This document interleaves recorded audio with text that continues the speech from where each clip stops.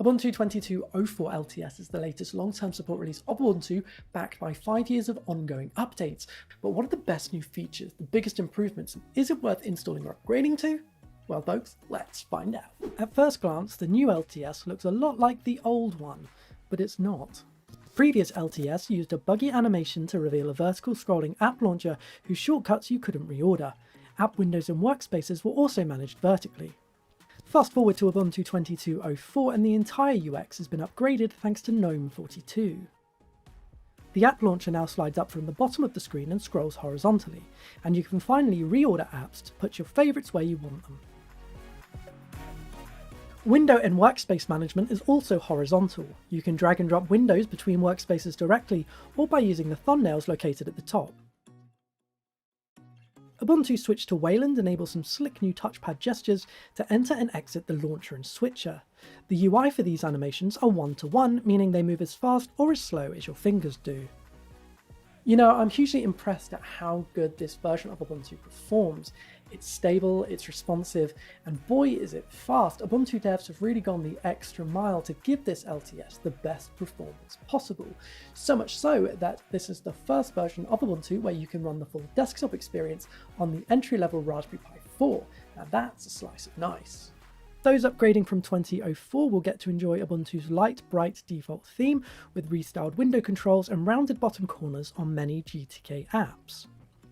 In this release, you can customize Ubuntu with one of 10 accent colors. Your hue of choice is reflected throughout the GTK theme, Shell UI, and even some icons like the File Manager.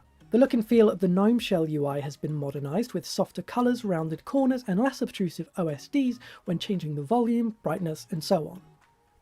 Finally, theme fans will appreciate that Ubuntu now offers a true dark mode that gets applied across the whole system UI.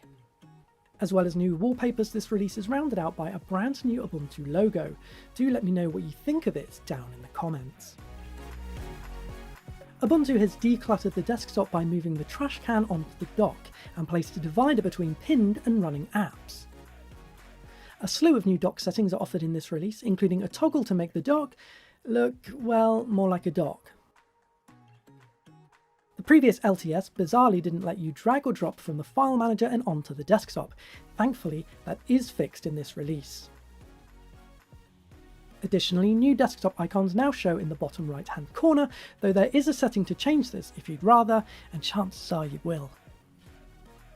Laptop users are sure to love this release as you can now change power mode straight from the status menu, making it super easy to enable low battery mode at a whim or turn your computer's performance up to 11. Another one to file under "it took this long"? You can finally show battery percentage on the top bar without installing any extra apps or add-ons.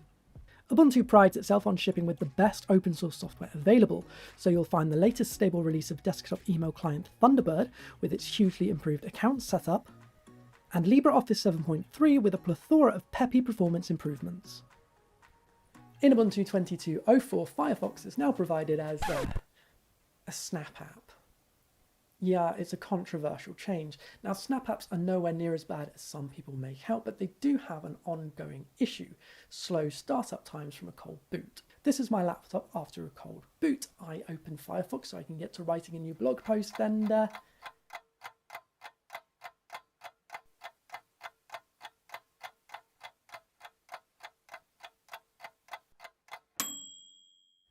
oh, it's a little bit slow. The good news is that subsequent launches of the browser are much faster, and the issue does not affect Firefox performance in the slightest, which remains exactly the same as any other packaging format or distro. There's a brand new screenshot UI experience.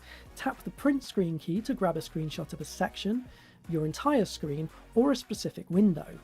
Toggle on the screen record mode to grab a video file instead.